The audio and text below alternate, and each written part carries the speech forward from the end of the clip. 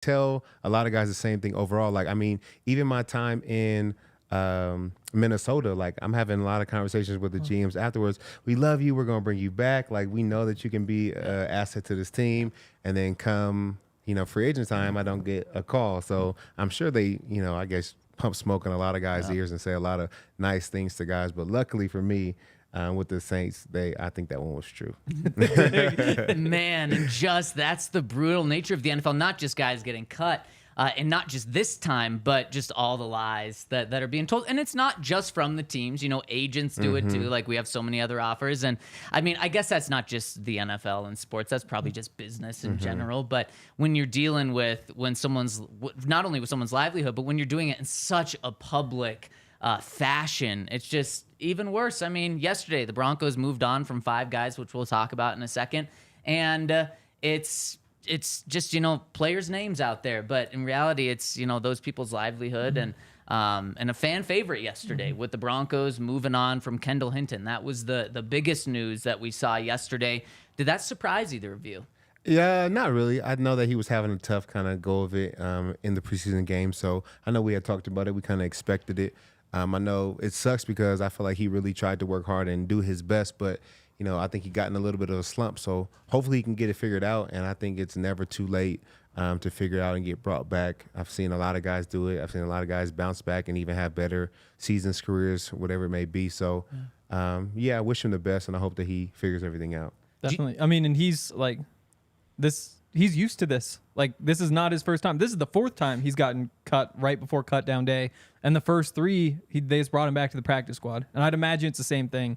It doesn't mean you don't feel bad for him, but it did feel like this was kind of the same path again this year. Now, my only question with that, though, because a lot of people said the exact same thing, like, oh, he'll be back on the practice squad. And I hope he is, but wouldn't you kind of cut those type of guys, the practice squad guys, tomorrow, right before the cut down day? Or should I not be reading into that he was one of the first 5 guys cut 2 days before they even had to make the moves? Typically, I mean, you look at the other list of guys that they cut, those 4 probably aren't going to be back on the practice squad. Yeah, I would say that they would cut the guys that you kind of know aren't going to make the team. Yeah. The one that you really don't have to think about or deliberate over. So I would say maybe this time they don't bring him back or aren't preparing to bring him back, tomorrow or the next day, but maybe sometime down the line. But I think right now, I don't think he's a lock to make the practice squad. Yeah. That's probably fair. I mean, so the path for that is probably, you probably keep like Callaway and Lil Jordan Humphrey on the roster. Maybe Montrell makes the practice squad. Maybe one of those 2 guys gets cut and goes to the practice squad. I guess Montrell's probably the name that stands out, or Taylor Grimes. Yeah. We haven't talked about much, but I guess that's possible. And it could be that they're giving him a chance to go find another team. Obviously, anybody can claim him off of waivers, but you stand out a little bit more if you get cut yesterday versus when 1,000 people are getting cut tomorrow. Man, we just talked about how the NFL is a brutal league, and you think the Broncos might be being nice to Kendall. I mean, it's possible. It's possible. Maybe. Some more bad news and good news. The bad news, we found out this morning that K'Wan Williams is going to be out roughly half the season as he undergoes ankle surgery. He wanted to avoid that, so he didn't get that until today. He's been out, the past 2 weeks with this injury. Decided to get surgery today. He's going to be out 6 to 8 weeks. There's some speculation out there of the Broncos putting him on short-term IR, which means he has to make the 53-man roster, and then you put him on IR and he's out a month, or just putting him on IR today, which means you don't have to save a roster spot for him on the 53, but it means he's out the entire season. To me, I don't know why there's speculation around this. If his recovery is 6 to 8 weeks, which seems to be the time frame, and he's a starter on your team, he's not going to IR right now and having his season be over. No, I don't think they'll do that to him. I mean, he's done so much for the team as far as we talk about a guy that's really versatile. He might be one of the more versatile guys on defense and really can play a lot of positions for them. So I think they'll do, the 1 month IR deal. I don't think they'll waste any more time than that because he is an important member of the team. Yeah, and that's good news for Sang Bassi. Typically injuries are just bad news, but good news for Sang Bassi. He is a lock to make this roster now, and not a bad thing to say because he's a guy, 3 games, 3 interceptions in the preseason. Yeah, I mean, he was playing really good football last season. I think he came back for the last month or so, maybe month and a half. He was with the Chargers for a little bit, and played easily the best football of his career, made a couple good plays. So it's been a trend for a while now, and I really think that he's ready to be a real contributor, which is going to be a lot of fun, especially right now because he is in the starting lineup. You know, sometimes you think, could they just take a boundary guy and put him into the slot? But you look through, it's like Riley Moss hasn't practiced all that much. Yeah. Jaquan McMillan is kind of slowed down. He has some slot versatility, but Esang's your slot corner to start the season now. And Yeah. he's a baller. He's Been balling, man. I'm excited to see him go out there and really play, man. He's one of those guys, like I said, when you're making plays, you can't take him off the field. Yeah. It's going to be interesting to see how well he does. I know K1 is a lock at starter, but if Bassie starts having a pick a game, I don't think you take him out. You can't, So no. let's see what happens, man. And here's Yeah. the thing about it, saying too, is he's allowed to take a few more risks being in that nickel. You're probably not going to give up as many big plays being in that spot. Yep. And then you also have Justin Simmons over top and Pat Surtain on one side of you. So he can take some risks. And he actually hasn't taken many risks at all for those 3 interceptions, but he can roll the dice a little bit more, which just is going to allow for more opportunity for him. And do you think it's something with number 21? Hey, that's a lucky number. I was 21 in high school, man. Making plays is a great number. Yeah. Any interceptions in that number? No. I switched numbers Yeah. when I started getting my interceptions. I was playing a little bit of running back at 21, you know? Okay. Just a little Oh, bit. yeah. That's a good running back. Zeke? Yeah. Wasn't he 21? I think I might have been a little bit better than Zeke. There we but, go. you I know. like that. Okay, let's look at this Broncos roster. And before we do, got a couple of questions. Who's going to be the biggest surprise cut for the Broncos? Or is there going to be a surprise cut? Typically, you look at veterans. Typically, you look at guys that are making a decent amount of money. Are there going to be any cuts? I mean, nothing crazy. Like, to me, like Alex Palshevsky. Just be- Oh, my God. But I think just because we've talked about it so much, I think he's the only one. Like, who else would it be? Like Nate Adkins, but I think that's less of a surprise. Yeah. So the answer I think to that you're is no surprised. Isaiah surprise. Prince. You're surprised by Palchevsky. I don't know if anybody else Exactly. People were buying the hype there. I had everybody convinced for a couple days. had him reeling them in. He's had a rough day on Saturday. I mean, to me, like the big names that you would be talking about, Kareem Jackson, we've talked about him. I think that at the beginning of training camp, I really think he was on the bubble. Now, it just does not. They haven't shown any inkling that he's on the bubble. So, no, I don't think it's him. Especially with K1 gone. Right. Like, there's just no Yeah. way to justify it. Exactly. A veteran back there that you trust. Just in terms of money, Josie Jewell, the Broncos could save $5 or $6 million if they cut him. There's been zero sign of that happening unless they're just blown away by Drew Sanders and need him to be a starter. Again, don't think that's going to happen. And then just the other name in terms of money, Garett Bolles. But you're probably not moving on from him. If you do, I think it's a $4 million cap hit this year, or $4 million dead cap this year, $4 million dead next year. But I don't see that happening either. So in years past, there have been some surprises. In fact, you were one of them, unfortunately, Yeah. Todd. This time, what, 3 years ago? Yep, I think so. But this year, it just doesn't add up. No. That's why you can laugh when I say Palshevsky. He's gonna be the best player they cut. We will laugh. Yeah, not at him, but at you. He'll Not make the at him, practice yeah. squad, though, Yeah. if they do that. Unless he doesn't get through. That's true. There isn't a lot of offensive line depth in the league. It's very true. It's very true. And that would be a reason to save him. Like, would the Browns really or the Bears really pass up on that? Like, I don't know who's on their offensive like who the backups are, Right. but they're terrible. Like, they need talent everywhere. Like the Cardinals, they'd have to take a flyer. So I don't know. Cardinals made like 3 trades yesterday, which is wild. So that leads me to my next question. Yeah. Any trades that you could see the Broncos doing by shipping someone out, maybe at a position of depth? I don't know where we really have depth. Like, trying to look around the room. We had it at wide receiver. I think that's kind of Yep. gone. We had it in our DB room, but now K1 going down. That's not as much depth. Yep. Our linebackers, we do have, one guy that could play. I don't think he's ready to be a starter yet. I think Right. Drew needs some more time. D-line, we have a solid front, but I wouldn't say that there's a lot of guys that can play behind them. It's tough. I don't really see a lot of depth. The only place I could see tight end, Yep. potentially. Yep, maybe tight Alberto end. just Yep. had a big day. Or if Sean Payton doesn't truly believe in Greg Dulcich, maybe you think you can flip him for the value that you got last year. I mean, Todd, you went through it. There's no other positions really. Tight end with Alberto emerging. we talk about how you really have 3 easy spots to fill the roster, but now you got 4 guys that you want to fit on there. You can easily carry 4 tight ends, but if you wanted to move one of them, it doesn't hurt your depth there. You're not trading Chris Manhertz. Adam Troutman is not leaving Sean Payton's side right now. So it's between Albert O and Greg Dulcich. You could probably get more for Dulcich just because he's younger and was a 3rd-round pick last year. But do you think that one of those guys could be dealt? Yeah, I think potentially that would be the only room that I can see. And Albert O made such a big case for him being able to be on this roster by the end of tomorrow. So that potentially could happen. We would have to go out and maybe get another wide receiver to add some depth. That's what I would trade him for. I wouldn't necessarily trade him for picks right now, but because I think we need depth at the wide receiver position. So there's another wide receiver out there kind of on the bubble.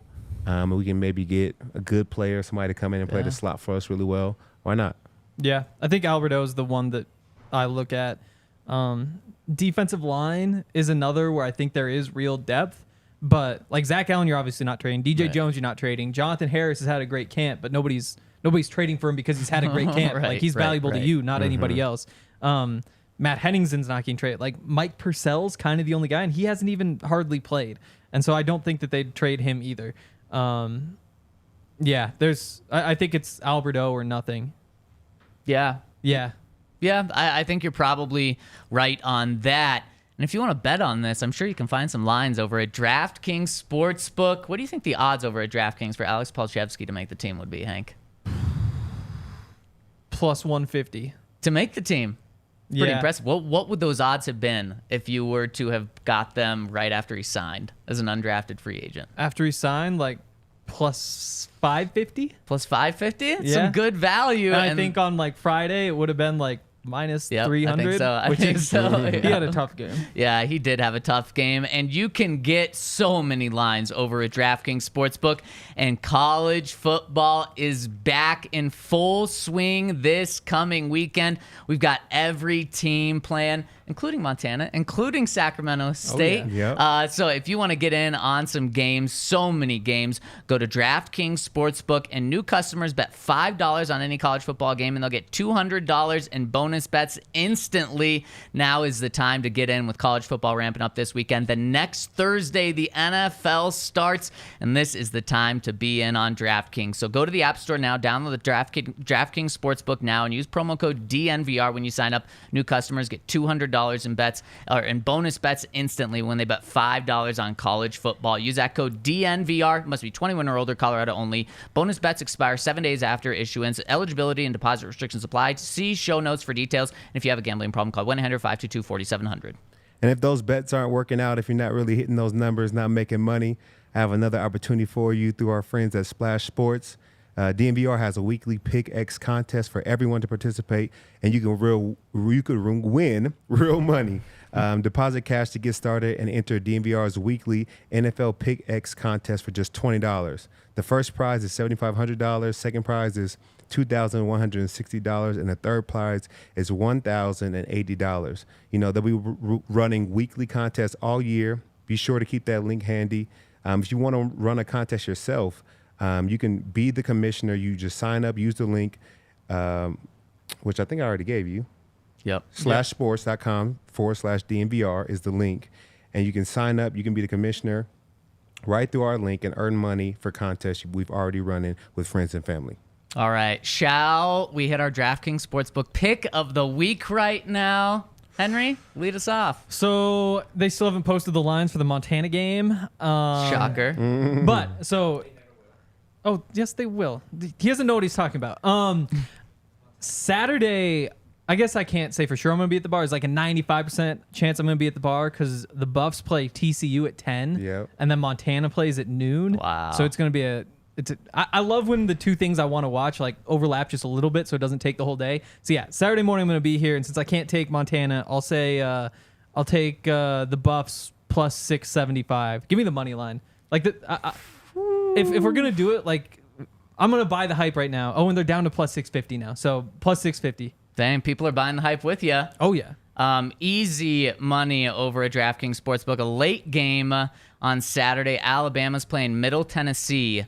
Can you guys guess the line? At home, Jeez. Alabama hosting Middle Tennessee. Oh boy. 37.5. Wow. Is Ty, that what it? would you guess? Yeah, 36. It's very close. 39.5. I would have guessed like Dang. 50. So I'm like Alabama. I think they'll easily cover. They may cover that in the first half. Yeah. It's possible. I don't see why not. Yeah. I think that they're going to be good this year. Alabama's always good. Yep. You can never count them out. Yep. I didn't even get a chance to look at the picks. I don't know, even have I one. drew this. You just threw that in there hot. And I haven't even been betting the way I should. I think I'm learning. Saturday's gonna be a Hank is big gonna day. be teaching me how to bet. So. Saturday's going to be a big day. Yeah. One more because now the NFL lines are live for week 1. Broncos 4.5 point early favorite over the Raiders at home. It's pretty significant. 4.5 points in the NFL. I thought it would move when Josh Jacobs came back to the Raiders. Uh-huh. Like that first thing I did was log on and see, and it was still 4.5. So clearly Vegas was planning on him being back. Yeah. Which I guess is Vegas a good is bet. in DraftKings and Vegas is in the Raiders probably. Because I mean, like what was Josh Jacobs gonna do? Like give up like $500,000 a week after he's Heck only playing no. on a rookie contract? Like you can't do it. Nope. Yeah, So no. of course he was coming back. Yep, of course he was coming back. And let's talk about the guys that are coming back on this roster. Let's start with the offensive side of the ball here. And you hear if we could get that depth chart pulled up. So the Broncos have already cut 5 guys. Now, with Baron Browning making the team, they still have to make their rosters at 86 right now. So they still have to make 33 cuts.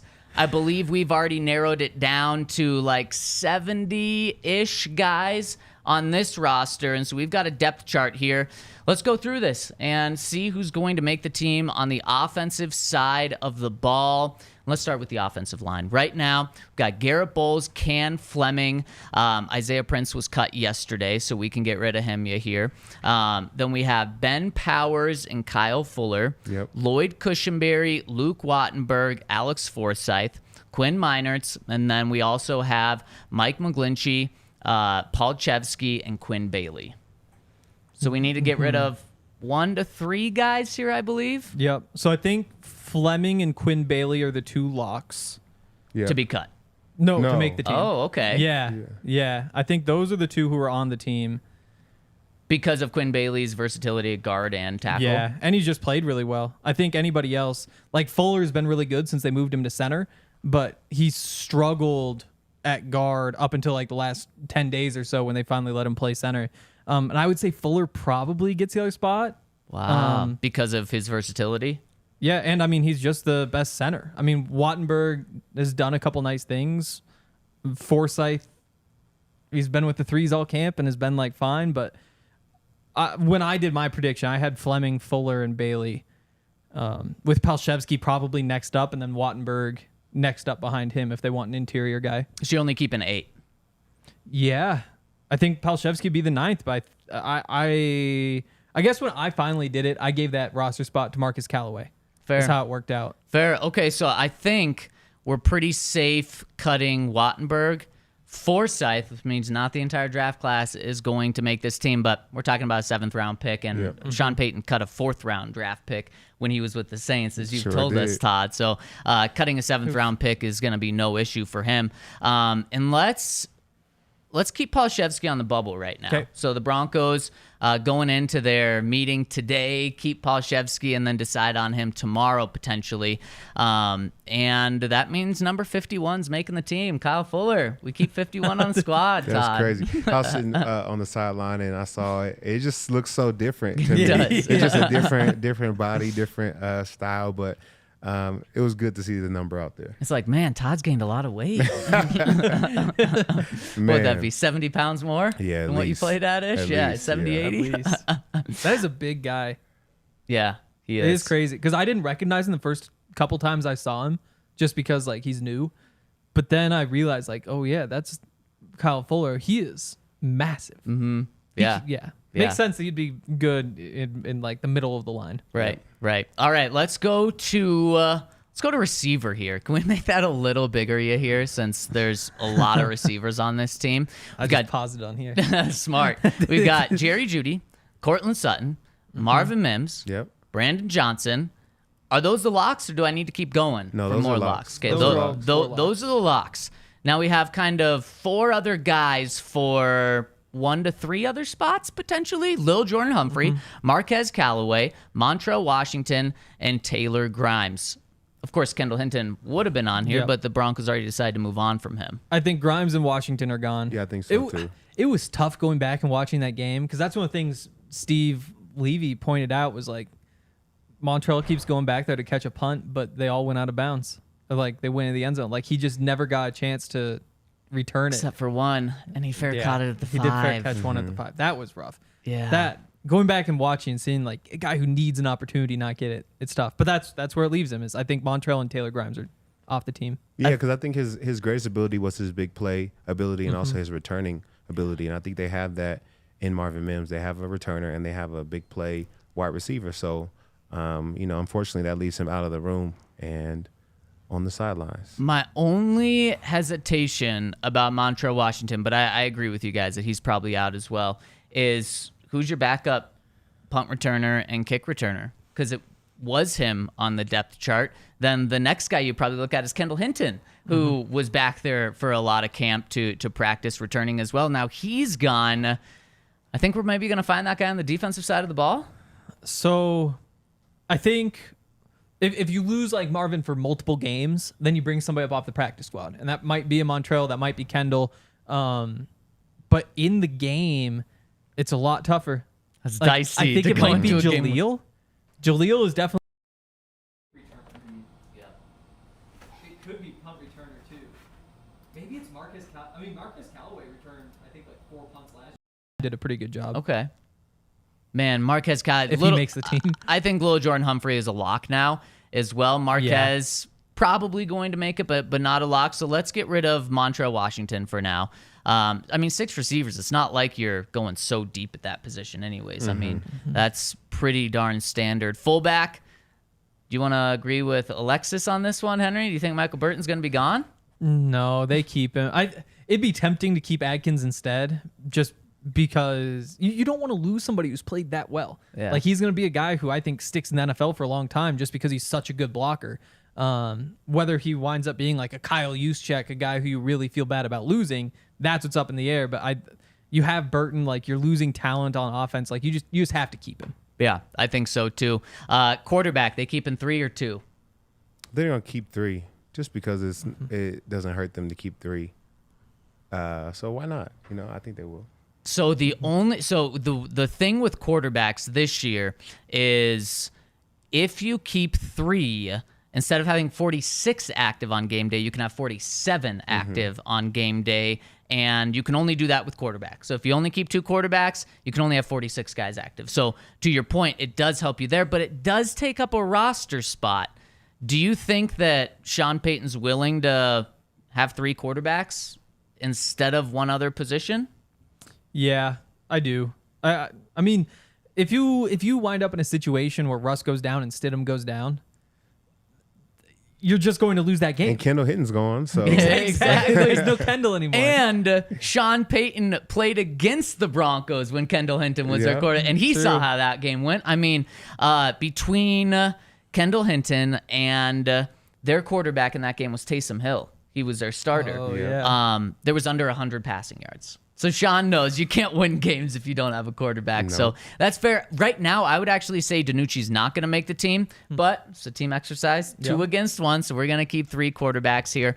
Running backs, is this cut and dry? Is it the 3 that we know, or is a 4th going to slip in? No, I think it's the 3 we know. We can go ahead and lock it in. They're just if you really want Tony Jones week 1 against the Raiders, put him on your practice squad and activate him. Like nobody's claiming him off of waivers. It just don't waste a roster spot there. No offense, Tony. That was kind of harsh. Yeah, that was really mean. But But it's the truth though. Here's the thing too. I think Sean likes Dwayne Washington just as much as Tony Jones, and certainly one of those guys is going to make the practice squad. Yeah. So I think that's the move they make there. And then the final position on the offensive side of the ball is tight end. Ooh. I think all 4 of the top guys are locks. I think Okuwebunam is a lock now. Do you guys agree? I think he's going to make the team. It's tough because now we've added 3 quarterbacks, and that probably would have been the roster spot that we needed to make the whole thing work. But yeah, let's keep him, man. I don't see a way why or a reason why he leaves the team after last night's performance. My only push is that I think he's getting traded. I think they'll find somebody who'll give him like a sixth for him, and it'll just make the numbers work. And then do I think so? I don't think so. There's like a 40% chance. It's more likely that he makes the team. Yeah, it's always easier to say that he makes the team than get traded. Yeah. But Hank, does this mean you're cutting Palchevsky potentially and Nate Atkins, both of your guys? When I did my 53-man roster, I cut them both, and I don't think you get both to the practice squad. I don't know which one you lose, but you lose one of them, which is crazy because last week I would have said you're gonna have 3 undrafted free agents make the team on offense, but it's Alberto had his big game, and right now they need somebody who can catch passes, and it stinks that he's probably your 4th option at tight end. We'll see how they use him. I think they're going to rotate those guys a lot, but it's also a contract year, and so if he has a great season, now you're paying him a lot of money to come back, or you're letting him walk. But when you see what you see on Saturday, you have to let him make the team, and you just can't justify keeping 5 tight ends. Yeah, FOMO, fear of missing out with Alberto. That's that's a big reason why I think the Broncos are going to keep him. So we'll get rid of Nate Atkins there, and we'll circle back around to make the final cuts after we do the defensive side of the ball. But you hear, if you wouldn't mind counting up the guys that we currently have on offense, that would help a ton. And let's look at the defensive side of the ball after we take a look at Breckenridge Distillery. Hank, we tried both blends, the Ed McCaffrey blend and the Alfred Williams blend in Breckenridge Bourbon's Battle of the Bourbons blend. Mm-hmm. We both like the same one. We did. It was the blue blend, right? I can't remember. That's the thing. You give me 2 sips of bourbon and it gets a little fuzzy. We definitely agreed, though. It was the first one we tried. Yep, which I think was the blue.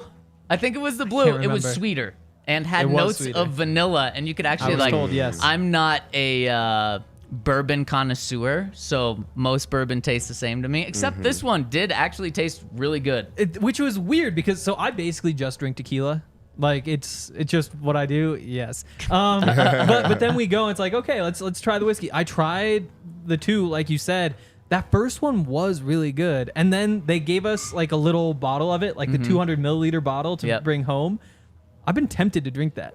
And I don't really drink much. Like it's mostly like if there's a football game or like a basketball game, a hockey game for sure. But that's football, basketball, hockey games all the time. There really isn't any other situation where I drink. But I was sitting there, I was like going through game grades. And I was like, a little bit of whiskey does sound nice, which is a weird thought that I've never had before. But it was really good. Yeah, it was good. And if you want to get in, you can get them in all 50 states. Try them out and then go to BreckenridgeDistillery.com and find the Bourbon of the Denver Broncos, Battle of the Blends, and vote. And then post your favorite Broncos photo to Instagram and Facebook using hashtag Broncos Bourbon, and you can get entered to for a chance to get sweet tickets for Broncos Chargers game on New Year's Eve of this year. So make sure to do that. Go to BreckenridgeDistillery.com to do that, and also to find out where you can get Breckenridge Distillery. It's available in all 50 states. And also, go sign up for Volo Sports. I still haven't gotten like a hard invite to join any of the teams, which I think is kind of interesting. Like I get that I'm not in prime condition right now, but interesting is a nice word to use. Mm-hmm. Yeah. I mean, I look around the company. It's like, really, I'm not near the top of the list. I don't know. I'm middle of the pack at worst, I would think. That's not what the company's telling you, Hank. Apparently, which I have thought about. Just looking, I just pulled up the website in Denver. I didn't even like sort by any neighborhood because there's like 20 different neighborhoods you can pick from, even some that I've never heard of. Applewood West. Never heard of it either. No idea where that is, but you can find a league in Applewood West if that's where you are. But they've got cup and hand kickball, they've got soccer, they've got co-ed softball, they've got flag football, grass volleyball, which I wonder if that's any different than on dirt. I don't know. It's probably just on grass. It's gotta be. So many different sports. They've got like drinking games. They've got cornhole. They've got I don't even know, like darts. They've got darts leagues, competitive pickleball, party pickleball, 2 different kinds of pickleball. So all these different things, just like basketball, a skee ball league. At some point, I'm going to get the call up.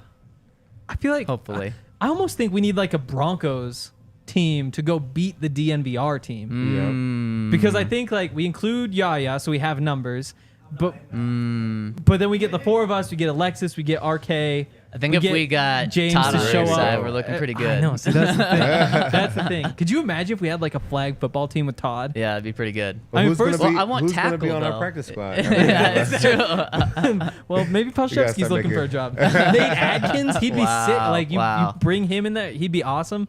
Yeah. For some reason, I'm on like a Volo kick right now. I need to do are. something competitive.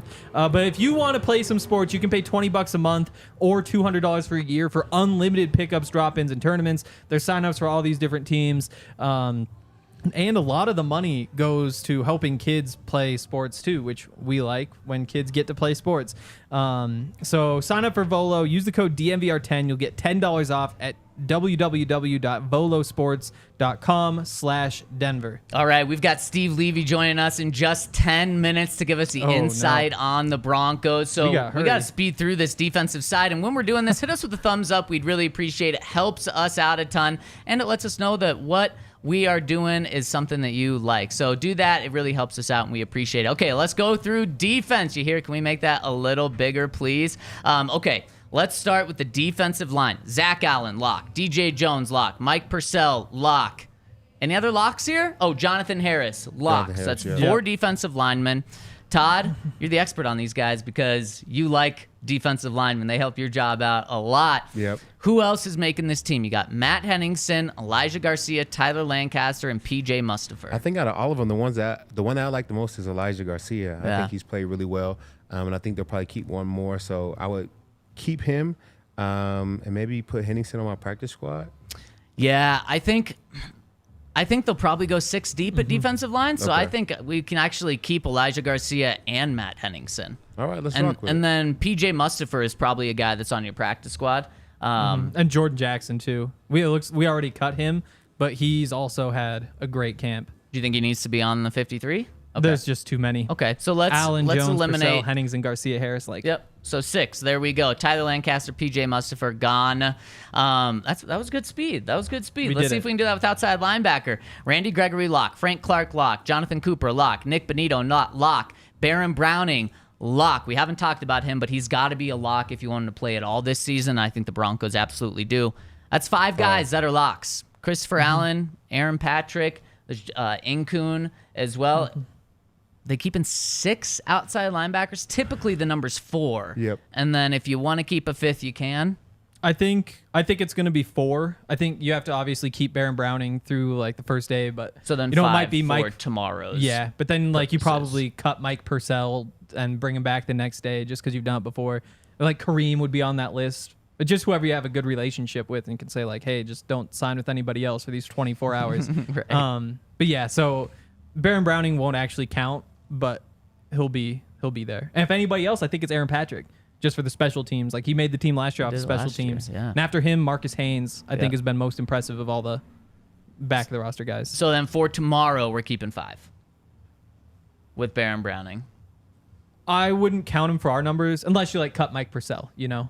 Yeah, let's just do a traditional way because that seems Okay. complicated. Sounds But good. you think that's the move that they make?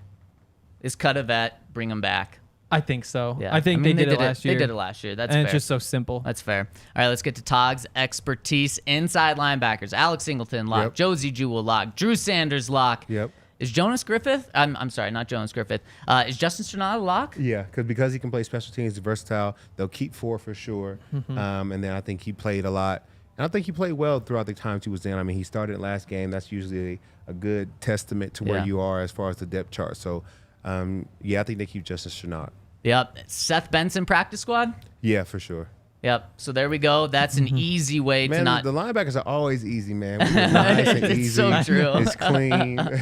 It's so Yeah. true. And you really like the group that you have. Really good starters, and then obviously the extremely high upside with Drew Sanders. And Sternad provides that special teams that you need. All right, cornerback, Pat Surtain, lock. Damari Mathis, lock.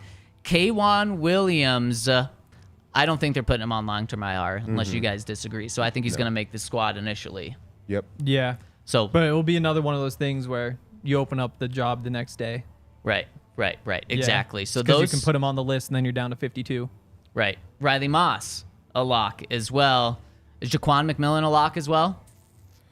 Do we do Or it? is it saying Bassey? Bassey. Bassey is Bassey's a a lock. lock. Yeah. That's 5 cornerbacks anymore, and you're kind of pushing your limit. Now, what you can do, you can convince yourself that Bassey's also a safety.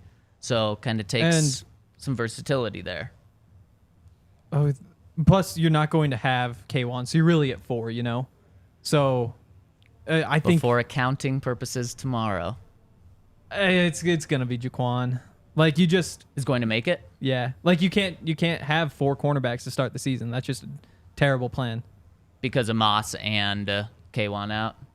Oh wow, I didn't even think of Moss because then you only have 3. You have Pat, you have Damari, and you have Bassey. So Right. you really need to have Jaquan week 1. So you're going 6 here. So Faion Hicks, Tremon Smith. Thanks for showing up. I mean, Fayon's been playing great too. He has been. Like I think there's a chance he makes the team. yeah, but I wouldn't be shocked just- either.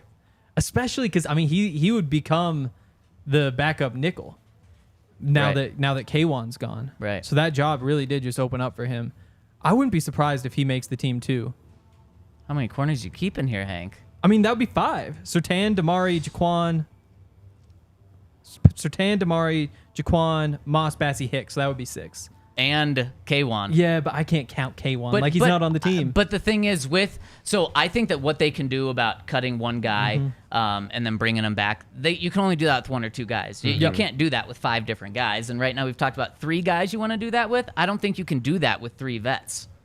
So I Yeah. think when we talk about the space for tomorrow, what it looks like initially, you do have to start counting these guys in. Okay. So let's look at safety before Okay. we fully decide on that. Justin Simmons, lock. Caden Stearns, lock. Kareem Jackson, lock. Any other locks between PJ Lock, JL Skinner, and DTY? Ooh. I don't know if there's another lock. I don't think there is. No, I mean, don't either. Somebody. It has to be somebody. They're going to keep 4 though. Yep. And you could just keep 3 if you wanted to say saying Bassey. But I don't Yeah. think they No. will. I think They'll they do keep keep PJ. 4. You think it's PJ? Yeah, PJ's definitely your 4th. And I guess the only doubt you could have is because he hasn't played the last couple weeks. But I mean, Skinner is not ready. Like he's had a couple nice flashes, but he's not ready to go on the field. Delarian Turner-Yell is the better player right now, and he's had a really good camp. But you like the traits that Skinner has. There's probably a chance that they decide to keep 6. I'm not sure how you do it, but Turner-Yell is probably the one who's left off. Yep. Just because you have 3 guys or 4 guys that you really trust there. Yeah. You don't need a 5th. Yeah, no, I agree with you. So we still have a decent amount of cuts to go. You here, would you mind counting up the defensive side of the ball as well? We are keeping Skinner for right now. Yeah. I think. Yeah, we'll keep him for right now. And let's make the last few cuts after we talk about Breckenridge Brewery. We've got some Breckenridge beers on set. The Avalanche Amber Ale. We're almost getting to that season where it's getting a little chilly in the fall. That's a beer you want to go to, but right now it's still Mountain Beach season, and that is a nice sour beer. It's not too overpowering with the sour, and it is refreshing. This week, I think we're getting up to 96 degrees. That is a time that you want to reach for a Mountain Beach sour. You can get them at the DNVR bar, or you can also get them in all 50 states. Check them out at breckbrew.com. They've got a beer locator where you can find not just where to get Breck brews, but where to get specific Breck brews. They're the official beer of DNVR. The bar is stocked with Breck beers, so make sure to get some yourself. And check out our friends over at Shady Rays. A good pair of sunglasses just completes an outfit.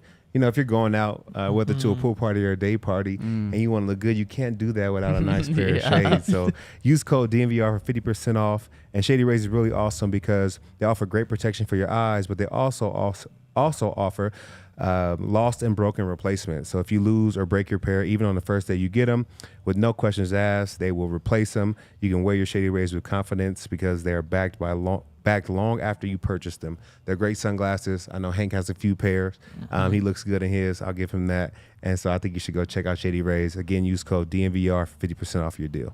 Boom. How many pairs of sunglasses do you think you have? Oh man, I'm a big sunglass guy. I love Rick Ross has this line he says got so many glasses they thought I had a lazy eye. Like that's how much I wear sunglasses, and I think they look good. And They do. like I said, my eyes are sensitive, so they're perfect. Wow. It's a So flex. now we just need to go replace them all. Exactly. Yeah, you get that It's true. 50% off 2 or more pairs. Exactly. I'm gonna Yep. do it. What about shoes? Do you have more shoes or glasses? Oh, for sure, more shoes. Yeah, Do you have a shoe closet? I have 2. 2? Oh my goodness, that is incredible. Yeah, it's bad. Hank, I do you got have a 3 problem. pairs of shoes? Yeah, or about- 3 closets Actually, of shoes? I struggle to throw things away. So I've got like 3 pairs of shoes that I actually wear, but like I have a bunch of pairs of shoes. I Yeah. got like a shoe box that I haven't unpacked. Man, I'm with you. I just keep shoes, and I'm like, I'm never going to wear this in my life. But enough with shoe talk. Let's bring on Mr. Bronco. He's been covering the Broncos all preseason. He's been with ESPN for 30 years, celebrating Wow. his 30th anniversary over there at ESPN. Just awesome. And Steve Levy is joining us now. Steve, it's so cool to have you on, not just for your Broncos insight, but I feel like I grew up with you because you were on my TV on SportsCenter pretty much every night growing up. So it's so cool to have you on. Thanks so much for joining us. Yeah, so I'm old. I get it. I get that all the time. I grew up with you. That's great. Is the interview over? Did I offend you already? I'm ancient. No, it's good. I feel good. I feel young, and I'm really immature. So it works out. Well, that's perfect. I would say we're pretty immature Yeah, on this fit right show, in. so you fit right in, Steve. And like I said, you've been covering the Broncos preseason for years now. You just wrapped up the 3rd and final preseason game. You've got access and insight like no one else has been able to while covering the team. Are you shaking your head? In the new Sean Payton era, it changes a little bit. But what's one of the things that surprised you or that's really stuck out to you from being around the team a lot over this past month? The access thing is interesting. Right? Yeah. So, and everybody who covers the Broncos, I think, is getting a taste of that. And really, you know what? If the team wins, then nobody's going to care, right? Nobody's going to care about the rules. You can do this and do that and wear the Gilligan hat on the sideline or TV shoes, all those kinds of things. If you win, nobody cares. It's not as fun or clever or cute if you keep losing. So, but I think that's probably the overriding factor that stood out to me. It feels different. We've been through, 5 head coaches since 2016 or something ridiculous like that. And, the Broncos are a flagship franchise for me. This is the Broncos are a national team, and it's a top 5 fan base in the entire NFL. And those are massive compliments, I think. And so to be down there, in terms of playoff droughts, second only to the Jets. I mean, that's highly insulting for as successful as the Broncos have been. So it does feel like everything is new. Obviously, the ownership in their second year, I think they have their footing.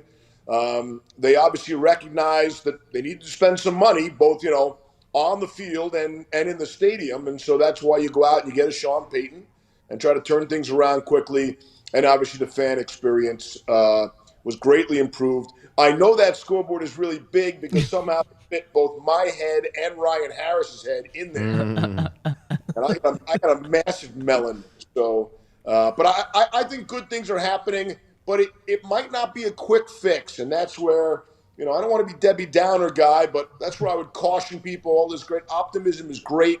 Everybody has optimism at this point. The Cardinals are excited about their season too, right? And they're looking at the number 1 draft pick in next year's draft. So I think it takes some time.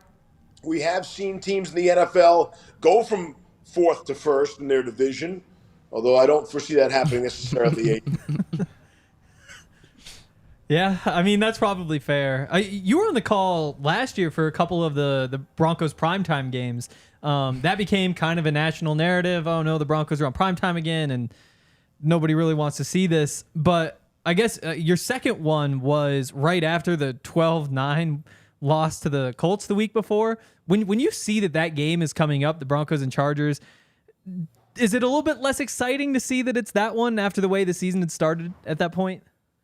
When you're doing a game nationally, it's very different than doing the game for the Broncos, right? In the preseason, where you're really just speaking to, to Broncos country. I mean, that's kind of who we're gearing those broadcasts to. So, when you're doing the games nationally on ESPN, you want fun football, right? And fun football isn't necessarily, isn't 13 points a game, isn't 16.9 points a game last season, the lowest scoring output in the NFL. So you want them to throw it around the yard. And so I think that's what the Broncos need. Like, everybody's talking the defense. Hey, the defense has been good. The defense has been there, in this league, in the NFL, it's really a matter. It could be 3 more points. Can you get to 21 or 22 from 17, right? That's less than a touchdown. I just did the math for you guys. No extra. But that's really the difference, right? The Broncos' record in those close games last year, I think they were 4-9 in games decided by 7 points or less. That makes all the difference in the world. Then you're a playoff team. So can the offense find a way? And so the games weren't that thrilling. We did the game in London last year also, and that wasn't overly thrilling. The Broncos won, and they came from behind late and had a rally and all that stuff. But throwing the football, and that's where the loss of Jerry Jeudy, I think, really hurts this team. But that, again, that's the entertainment value, and that's for me nationally. Now, if you're a Broncos fan, you don't care if they win 10-7 every game. Who cares? Have a winning season, make the playoffs, see what happens there. Yeah, I think that's great. Nice meeting you this week on the sideline. You and Ryan Harris. Your head doesn't look big in person, so you're all good. You're all good there. But we were having a discussion about, the roster and talking about these tight ends. And I know you've watched them a lot, seen them in the preseason. Do the Broncos keep 4 tight ends, and does Albert O make the team? I think that's our biggest question right now. Yeah, they can't keep 5 tight ends, can they? Right? I mean, it's hard. It's a numbers game. It's math. I've been mispronouncing Albert O's last name since Missouri. Okay. I feel like some of that's not always on me. I feel like he changed it for a while. A lot of these guys do that, but I was so impressed by him. How do you not root for the guy? He's in there, late fourth quarter, a 4th-year pro, a guy who was a draft pick. Some people with some egos could have been highly insulted, and Albert didn't play that way. Or if he was insulted, he used it with anger and used it to his benefit. That one-handed catch was spectacular. Yeah. What a game he had. Easy guy to root for, but it does come down to the numbers crunch. And again, right, because now you have Burton, who's a fullback. If you didn't have a fullback, maybe you could keep an extra tight end. But the fullback, say plays somewhat of a similar position there. So it's hard. And I'm thinking about Atkins, right? Like, Atkins probably has made the team prior to that game. And then Albert shows out, and I asked Ryan Harris about this, and everybody's talking about, hey, maybe Albert played his way onto the team. Well, that means somebody else is not. Somebody else off the team, and maybe that's Nate Atkins. So I don't envy George Paton. This is a crazy, crazy time of year. And some of it, guys, as you know, is, hey, if the players are even in your own mind, which guy can we get back on the practice squad, right? Which guy in the organization? So some of that is a factor in this as well. Yeah, absolutely. And Steve, I think you might be the only national person to know Nate Atkins and Michael Burton in terms of the Broncos. So you're bringing it. We appreciate it. And just a very simple question, which probably determines the future of the Broncos this year and moving forward. Do you think Russell Wilson can work with Sean Payton in terms of working to get the team back to the playoffs and be that successful? I do. I'm in Russell Wilson's camp, and strictly, really, I'm basing this off his entire career. That I'm going to go with. Last year was a blip. Last year was a blip. That is not the player he is. And I can't believe he could have another season resembling that. He has to more be the player he was for 10 years in Seattle. Prior to last season, everybody has him going to the Hall of Fame. Yeah. So this season, I think I opened the first preseason broadcast saying, he's got to be a favorite for Comeback Player of the Year. Now, you never want to win that award because that means you're bad. But after you've experienced that already, then you do want to win it. And so I think Russ is due to have a big bounce back year. I don't believe he is the player we saw last year. Again, I think that's a blip on the back of his football card. He's too good a player to have consecutive seasons like that.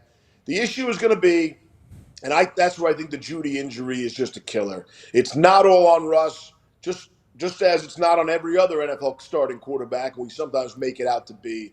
Jeudy was the great separator, I think, stretch the defense, allow the team to run, and without Jeudy, I think that'll hurt. And so then it becomes, all right, how long is Jeudy going to be out for? Does he miss a game? Does he miss 3 games? And those kinds of things. It's not all on Russ, but yet it kind of feels like it is. And I think Russ does have a bounce back season. Now I don't know what that means, by the way. Bounce back meaning he's much better, the team is much better, and they could still miss the playoffs. Going back to some of that back of the roster stuff, you mentioned it's going to be really tough to beat George Paton because you got to decide with Albert O and Nate Atkins. You've got Alex Palshevsky at tackle. You've got J.L. Skinner, who is kind of a ways down the depth chart despite being a draft pick. Is this the way that it is for every team right now? And does it just feel worse for the Broncos to make these decisions because we're so close to the situation? Or is this kind of the general feeling around the league? Yes, it just feels worse because you guys are too close to the situation.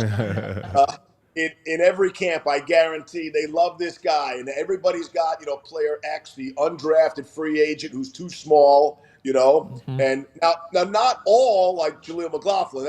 I think he's the exception. He looks like he could really be special, but there's definitely a training camp darling in every camp, and there's probably 3 of them: one on offense, one on defense, and one on special teams. And if you're the third running back, you kind of got to play special teams, right? And so that's where you get back into the math of that, how many wide receivers you can keep. So no, I think every franchise is going through it, and it's a good problem to have. It speaks to the talent that you have on your roster, and if you can't keep a guy, some of the players, I think teams know right now, obviously with cut down day tomorrow, they know which players they'd like to waive or cut out, and they're trying to trade these guys, right? They're trying, hey, maybe I get a 6 or a 7 for this guy and build up some more draft capital. They know this player is not going to be on the team right now. George Payton's got a handful of guys he knows right now are not going to be on the Broncos, but he hasn't cut or released them yet because he's probably trying to trade 1 or 2. All right, Steve, the Broncos' eyes are now set on regular season football. The Raiders are coming to Denver for the very first game. Josh Jacobs, unfortunately for the Broncos, is back with them. The Broncos are 0-7 against Josh Jacobs. Does that change in week 1, or does Josh Jacobs' domination over Denver just continue? That's a weird one, right? Like, I get the Broncos losing to the Chiefs 15 times. I mean, I get that. But the Raiders, I don't understand that. So, listen, to me, this game is a coin flip, and it's kind of what we were just talking about. You guys too close to the Broncos. I guarantee you the Raiders, who I don't think have high expectations in the division or the AFC altogether this year, they're looking at their schedule, and they're saying the same thing the Broncos are. Hey, you know what? We got to get off to a good start.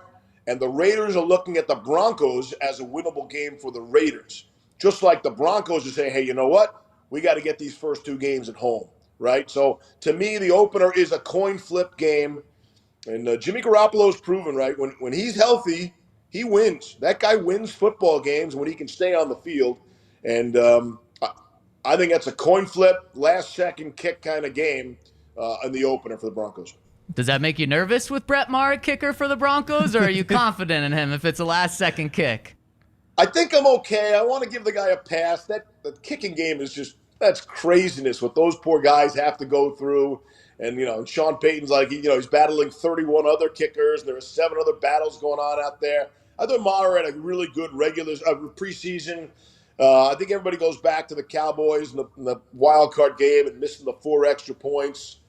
The first field goal last night in the preseason finale there, that just got in the upright. Mm-hmm. I was a little worried about that one because if you miss the first one in the final preseason game, that can snowball on you.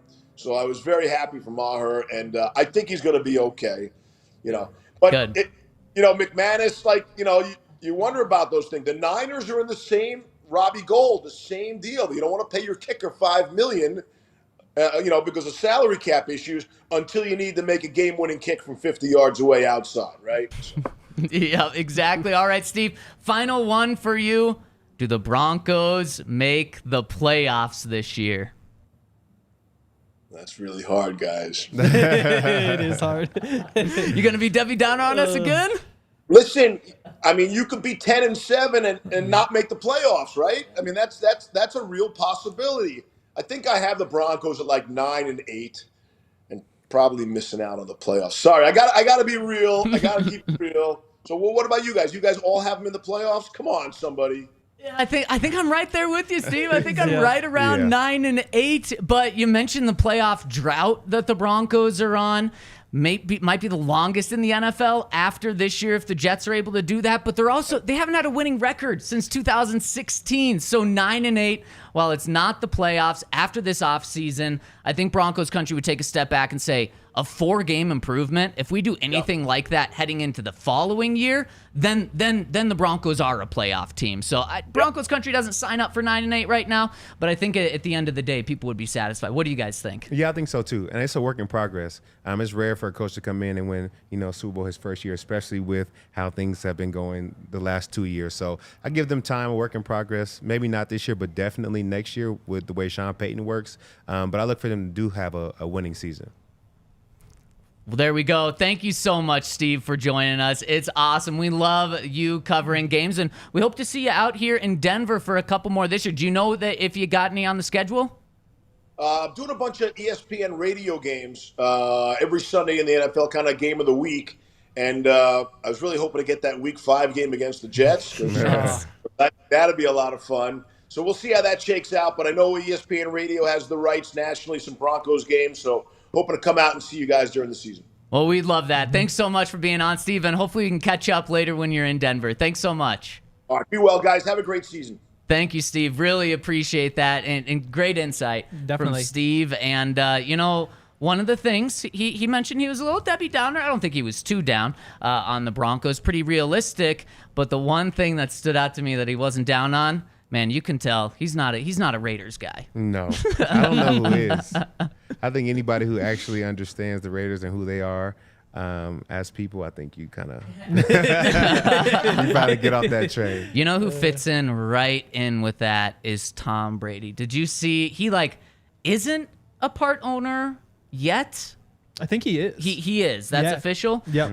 Okay, and then so he's in their locker room walking with Jimmy Garoppolo out onto the field this past week, and it's like, man, Tom just really wanted to be hated by Broncos country for the rest of his life. After everything he did to the Broncos and he was with the Patriots, yep.